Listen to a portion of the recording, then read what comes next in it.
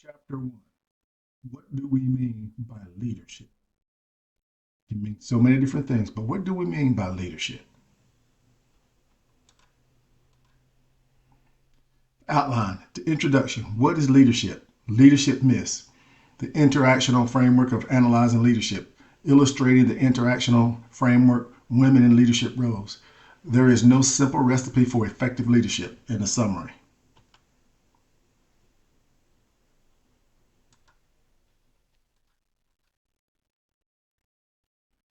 Introduction. The lives of great men all remind us we can make our lives sublime and departing leave behind us footprints on the sands of time. Henry Wadsworth Longfellow. You get all these great quotes and stuff. It just lets you know that we can leave a lasting impression. So you have some profiles in leadership. A couple of famous people who did some big things. First, you got Sheikh Zayed bin al-Sultan al-Nahyan. And he was basically the founder of the United Arab Emirates that we know today to be one of these very top-end, high-end vacation spots that a lot of people go through.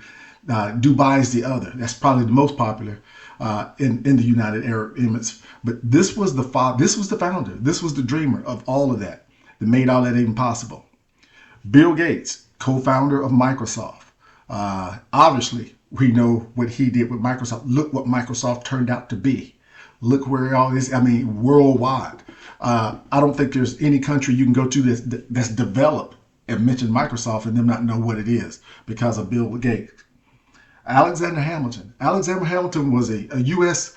Was a colonial military officer, and he was one of our founding fathers of the United States. People helped put things together very early on, and most importantly, Alexander Hamilton was the first U.S. Secretary of the Treasury, which had a lot to do with establishing our financial system and putting the grassroots into the financial system to lay the framework for today. Harry Truman, Harry S. Truman. Harry S. Truman was our 33rd president. And what is he known for?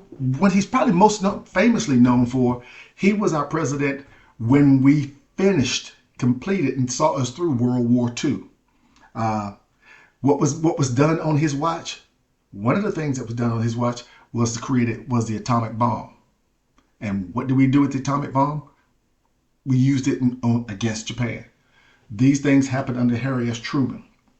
Paul Revere. Paul Revere, military officer, colonial military officer. And he's most famous for taking that midnight ride to alert the colonial militia that the British were coming. So when you see these names high in leadership, all these people played significant roles and stuff throughout history in various ways. But what they all conveyed was leadership in different capacities. Leadership is a complex phenomenon involving a leader, his or her followers, and a situation. Because of complexity of leadership researchers have found the concept in many different ways. Process by which an agent introduces a subordinate to behave in a desired manner, directing and coordinating the work of group members, interpersonal relationship in which others comply because they want to, not because they have to.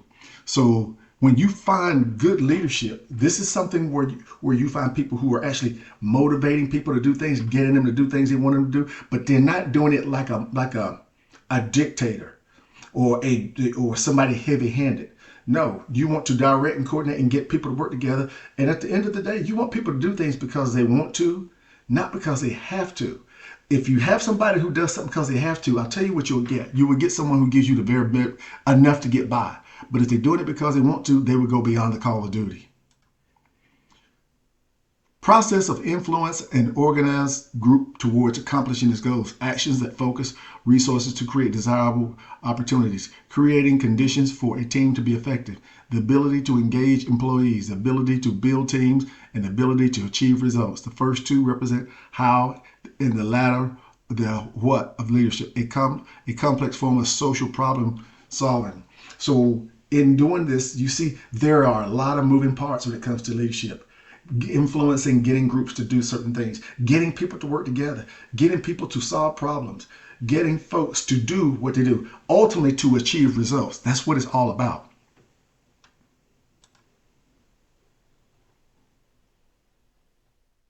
Now, you have, when you look at this, successful managers and successful leadership. So when you think of this, you look at this, successful managers. Successful managers, these promote quickly through the ranks, spend more time in organizational socializing and politicking, spend less time on traditional management responsibilities such as planning and decision making. Effective leaders make real contributions to the organization's performance. So you see, definition of successful and effective are not necessarily synonymous.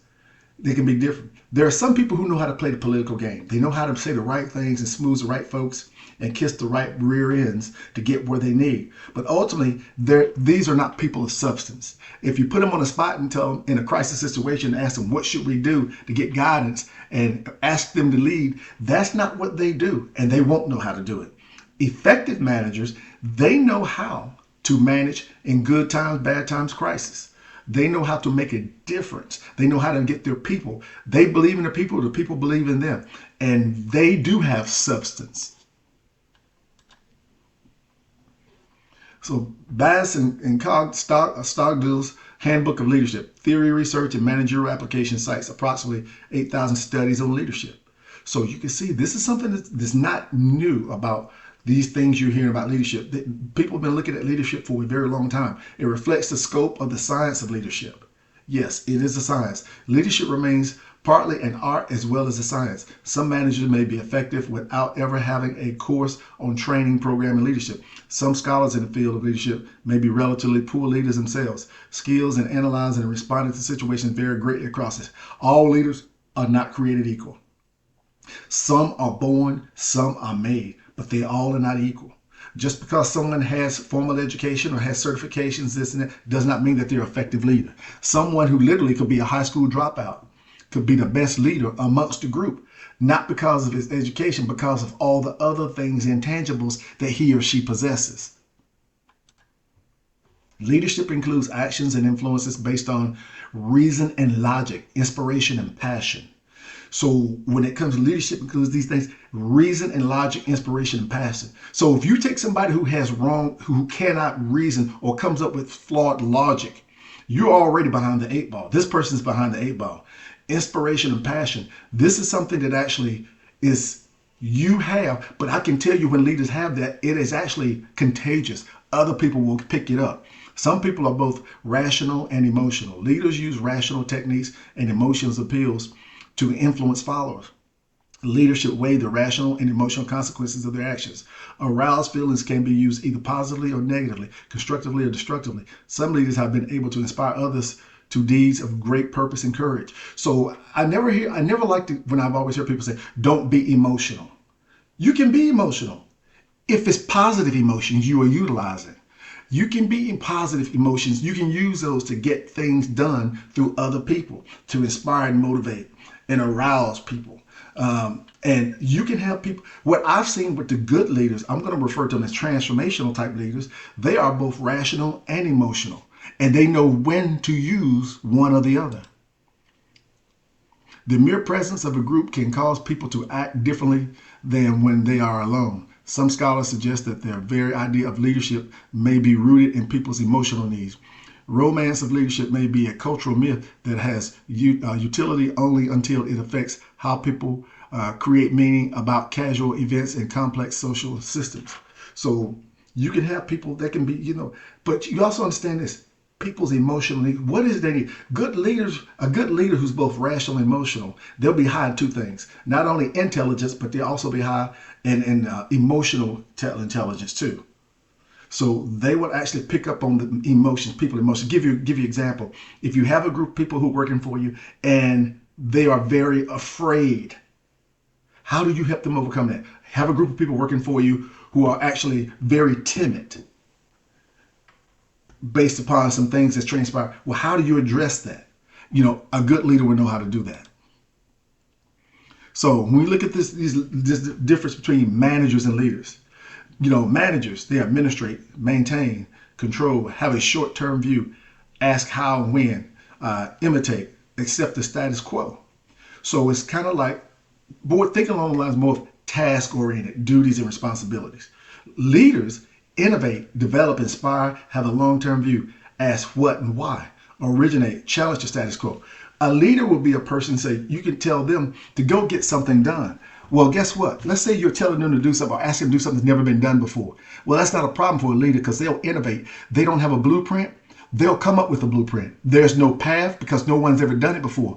They will actually create a path and write a blueprint because they are thinking long term and they ask the right questions. What and why? And they can originate and they will challenge the status quo. You'll never tell a leader, if a leader asks you why we do this, you will never tell him because we've always done it. They will not accept that. So when you see the overlap, leadership and management overlap, so it does. As someone who was in senior leadership in the United States Army, I can tell you there was time when I was leading, there was time when I was managing. And listen to this. You lead functional and high performance and experienced people. You manage inexperienced, underperforming, and dysfunctional people. Leadership myths. Good leadership is all common sense. The term common sense is ambiguous. If leadership were simply common sense, then there would be fewer workplace problems. One challenge of understanding leadership may be to know when common sense applies and when it does not. So common sense, my grandfather used to say common sense will take you a long way, and it will, but it would only take you so far. At some point, you have to have some knowledge, skills, and understanding and some rational decision making to understand what it is you need to do as a leader. That won't be just common sense. That's one of the reasons why you find with certain positions, people have to have a certain amount of time in the job and experience so that they can do it, so that they can make decisions that are logically sound. Leaders are born, not made. Innate factors and formative experiences influence behavior and leadership. There is a genetic component to intelligence, but a leader might require advanced education in specialized fields as well. So you can be born with a certain amount of leadership capabilities, but you also at some point are going to have to put some type of training, formal education, certifications, or something in that to actually further that. You can't just get by on that alone, but so long, particularly the higher up you go in an organization, the more you're going to be asked to do things that's going to fall right outside of the scope of your just natural talent and ability. Now it's going to be some type of training or experience you picked up somewhere to help you make those decisions. Research shows cognitive abilities and personality traits partially innate. Natural talents or characteristics may offer certain advantages or disadvantages to a leader. Different environments can nurture or suppress different leadership qualities. So some people will have, everybody's got personality traits. I've often heard sometimes we don't manage people, we manage personalities. Cognitive ability. I've seen situations before where certain people have been put in situations, they were asked to do things, cognitively speaking, which was too difficult for them. So you didn't have alignment because you're asking somebody, as hard as he's trying, is something that he's not capable of doing. And then I've seen situations before where you have people who were put in a situation, it wasn't due to their cognitive abilities, it was due to inexperience, they could not do it. When you find people in certain situations, certain environments can nurture or suppress different leadership qualities. And I'll give you a prime example. If you have someone who's the number one guy or the number one woman, and then you have a number two who's really a very good leader and very sound, makes very sound decisions, but the number one person does not. The number one person may view that person as a threat. And what they may do is do everything they can to suppress that person from overshadowing them. The only school where leadership is learned is from School of Hard Knocks. Formal studying and experiential learning complement each other.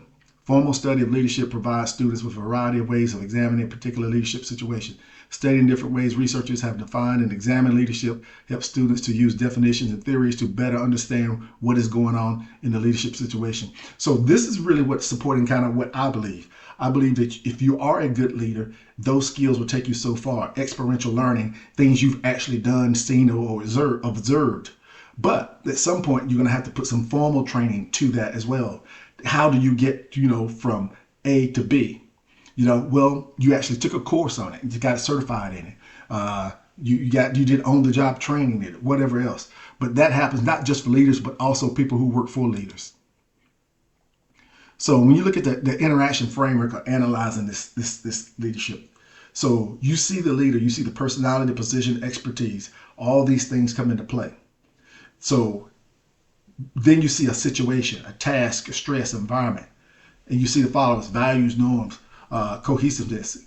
So these things intersect. And give you an example: if you have the right person as a leader, and in a situation where things, let's just say things are going bad, but that leader has the right personality, experience to be able to deal with that and address it accordingly, then the followers will view that and see that she knows what she's doing, and then they will follow that based upon the norms and values of cohesiveness of the group, but also the confidence they have within that leader. So states that leadership is a function of three elements: the leader and the followers in the situation. Example: in groups and outer groups. In groups, high degree of mutual influence and attraction between the leader and a few subordinates. The subordinates feel a high degree of loyalty, commitment, and trust towards the leader. Other subordinates belong to the out group. So with the in group, this is when you have, we've always heard this they call the teacher's pet. When you have somebody has a leader and they have a certain group of people, I call them cliques, that who are loyal to them and believe in them, will support them amongst over anybody else. And then you have everybody else. Well, they're the out group. So they're always going to be viewed as the red-headed stepchildren, and they probably don't get opportunities to do things as high profile or things that will actually make them look good.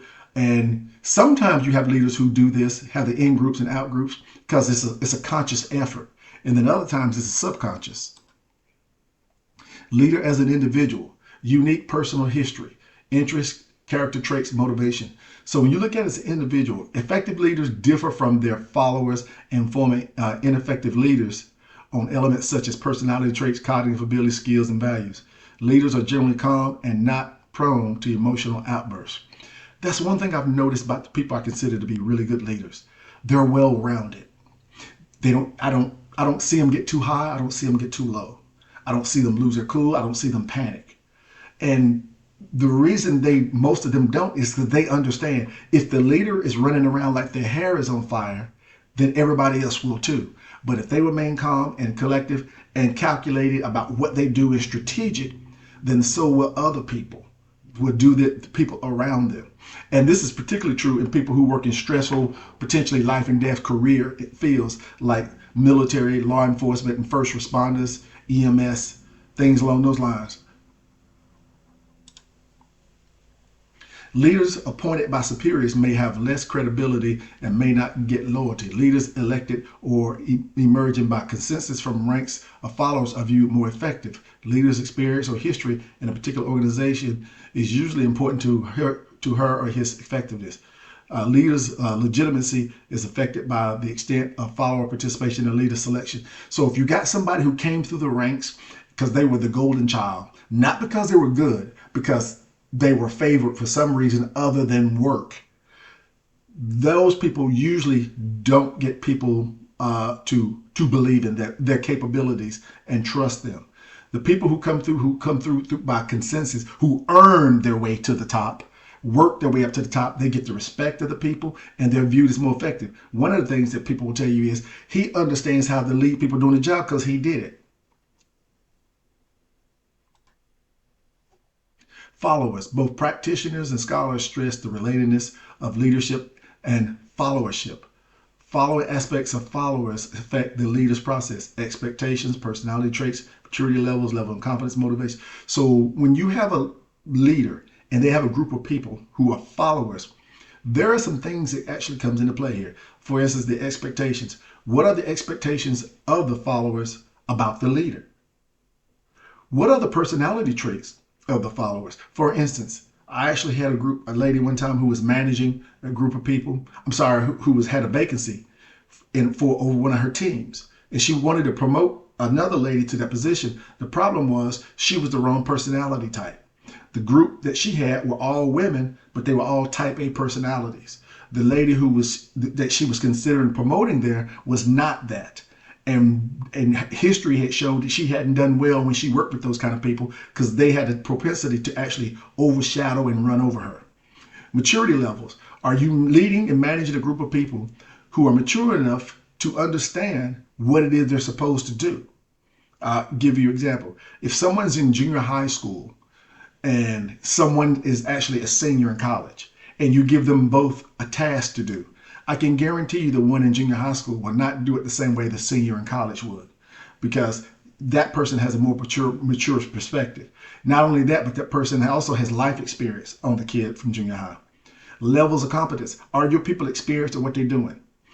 If not, how can you get them there? Or do you have people in a position you've trained them and you've coached them and you mentored them and they still can't do it? Okay, that is a level of incompetence. So you have an issue at that point.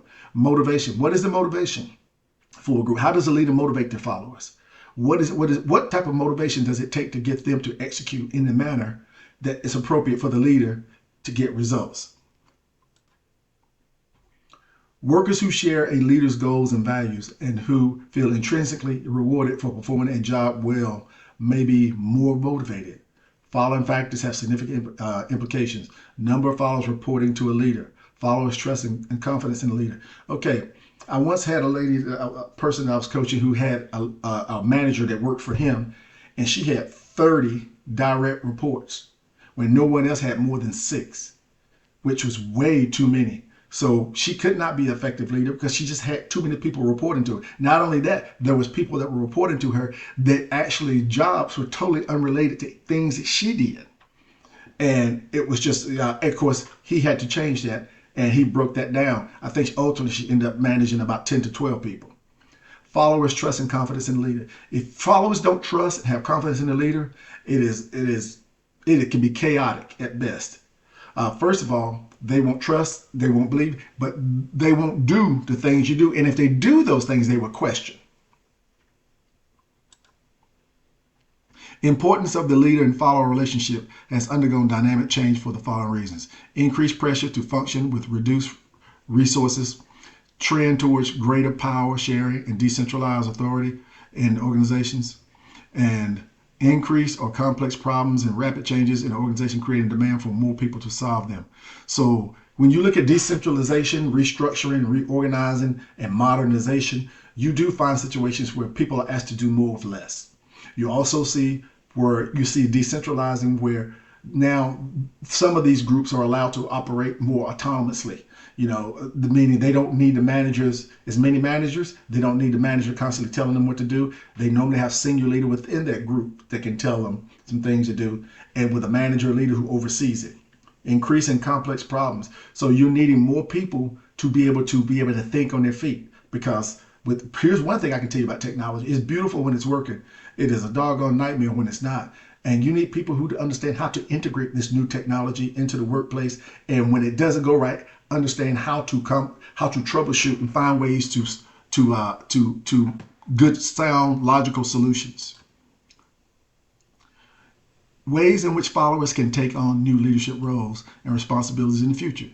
Being proactive in their stance towards organizational problems by playing an active and constructive role, collaborating with leaders and solving problems. This is more of the team. It's more of a democracy type approach, where the team leader, the manager, is actually working with the group together to solve problems. Ultimately, it's the leader's leader or the manager's decision to make management decisions, but you can allow subject matter experts from the ranks within the group to help, contributing to the leadership process by becoming skilled at influencing up. I refer to this as managing up, same thing.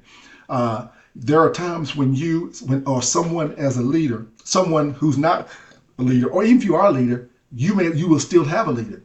You may have to manage up or influence up to get that person to see a certain viewpoint, or you're trying to get them to understand a better way of doing things. Staying flexible and open to opportunities. One of the things that good leaders will do is they keep an open door policy on their mind. They will stay flexible and they're open. For instance, someone who's the lowest ranking person on a group can actually come up with a good idea that goes up to the leader, and the leader says, you know what, that's a good idea. I think we should try to do that. Versus someone saying this, well, he's only been on the job 6 months. What does he know? He can't tell me what to do. Alternative approach to understanding followership. constructionist approach views leadership as combined acts of leading and following by different individuals, whatever their formal titles or positions are in the organization. Maybe. So when you have that, you have people who understand that they operate well based upon the titles and the roles or whatever else, and this is how we do things. Very, not as flexible as others. Situation. Leadership makes sense in the context of how the leader and followers interact in a given situation. Most ambiguous aspect of leadership framework. So when leaders make sense in the context of how the leader and followers interact in the situation, how do they interact? For instance, if you train and work with your folks appropriately, and particularly in crisis situations or difficult times, everybody plays a role and everybody knows what to do. And the leader is still leading and stuff, but he or she is not getting involved in the data activities because they've actually worked things out. And this can be very difficult because what you find is some people, as long as it's fair weather, they do fine and their teams do fine. But if it's a crisis situation come up, it can actually blow their plans out the window, and that's where you see dysfunction kick in because they're not mentally prepared and to deal with something like that. So you got leadership roles with women, international. Women are taking on new leadership roles in greater numbers than ever before. Problems that constrain the opportunity for capable women to rise to the highest leadership roles in organizations still exist. There are still some people, men primarily, who believe that there are some roles women should not be in, or they can't do certain roles, women too emotional or whatever else. At the end of the day, when you're looking at good leadership, it doesn't matter if they're male or female, but some people do have bias against women. So finding some studies regarding problems that constrain women from gaining leadership roles. Mentors of women executives had less organizational influence and clout than did their mentors of the male counterparts. So compared to men and women's trust in each other decreases when work situations become more professionally risky. A strong masculine stereotype of leadership continues to exist in the workplace. Women are seen as less well-suited to the requirements of leadership than men. Women are viewed as more apt to allow their decisions and actions to be controlled by their emotions. So again, when you see these things, a lot of this is based on old stereotypes of what women can and cannot do. And the workplace is still primarily dominated by men. Well, and you hear it referred to sometimes as a good old boys club, which is hard for women to advance through. When everybody, give you an example, when you have a senior level woman who's looking for a promotion, well, anybody who can mentor her is a male. Everybody she's got an interview with is a male. Anybody that's above her is a male. Not saying that she can't make it, but do you see kind of how these things potentially could be difficult, because you probably have most men who will probably be fair, but all it takes is one or two not to be. Practice interactive leadership. Interactive leadership developed by women's socialization experiences and career paths. Factors that explains the shift towards more women in leadership roles. Women themselves have changed. Leadership roles have changed. Organizational practice have changed. Culture has changed. One of the things too that has changed is if you look at the United States and you look at the number of freshmen that go to college each year, the bulk of them are women, not men. That's changing. Well, if the bulk of the people who are going into college, higher education, getting degrees and getting the education, at some point you're going to find out when they start competing for jobs, there's more women in the workplace. There's more women out there competing for jobs. And these women have actually changed because a lot of them have been raised in households not by folks who provide, I should say value, who told them that women can only do a couple of things: become a mother and become a wife and a mother and clean a house. A lot of them have been raised down in the U.S. culture and even in some international cultures to be leaders. You can be anything you want to be. Well, that's different than it was 40, 50 years ago. And this is what we referred to before when they had the glass ceiling. That was basically an invisible barrier that women could not rise above because men wouldn't allow it. The glass cliff. Female candidates from an executive position are more likely to be hired than equally qualified male candidates when an organization performance is declining. Challenge for women, in addition to the glass ceiling, reflects a greater willingness to put women in a precarious positions. So it's like, well, really, I'll make this easy for you. Well, the only reason she's got the job because she's a woman. The woman's use of interactive leadership has its roots in socialization, and women interviewees believe that it benefits their organizations. And here's the thing about it is this. In my experience, there are differences between men and women. We should never try to get to the point where we say, well, there is no difference. There are some differences. And some of the things that I like about females, women in the workplace is they do see things differently. That's not a bad thing. That's a good thing. Because a lot of times men have a tendency to see things a certain way as men. You ask a woman and she looks at it and she tells you something. She looks at the same thing but sees something else. That doesn't make you weak or inferior. It actually makes you strong because now you actually have two viewpoints to examine versus just the one. Leadership must always be assessed in the context of the leader, the followers in the situation. Leaders may need to respond to various followers differently in the same situation. Some followers differently in different situations. If you know anybody who has kids or anybody who has pets, if you ask them, do all your children behave the same? Do all your pets behave the same? And 99% of them will tell you, no, they don't. They behave differently. So do followers. One of the things good leaders understand is this.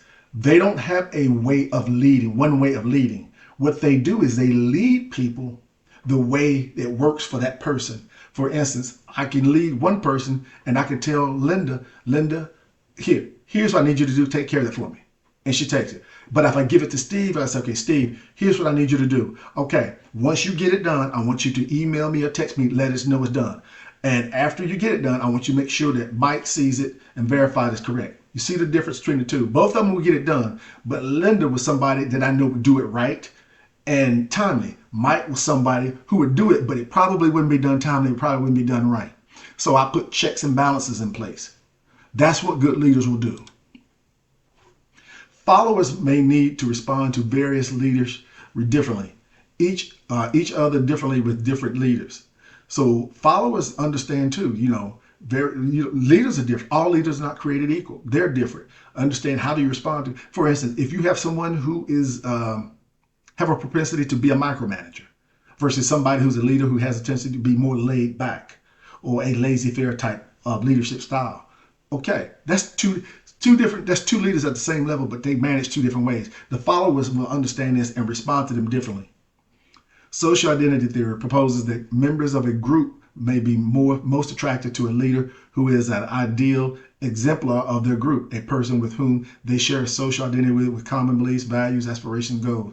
Two leaders may have different perceptions of the same followers or situations. Conclusion, the right behavior in one situation is not necessarily right one another.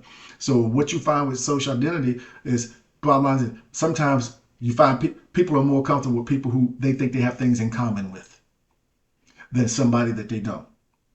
And I think that's almost basic human nature. You're most comfortable with somebody that you think you share things with or have things in common. I can tell you this, it doesn't always prove to be the point. And the right behavior in a situation, it is situational.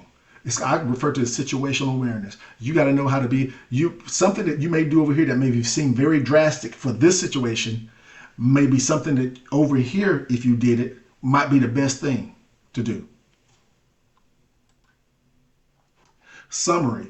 Leadership is the process of influencing an organized group towards achieving its goals. Considerable overlaps exist between leadership and management. Study of leadership must also include two other areas that followers and the situation.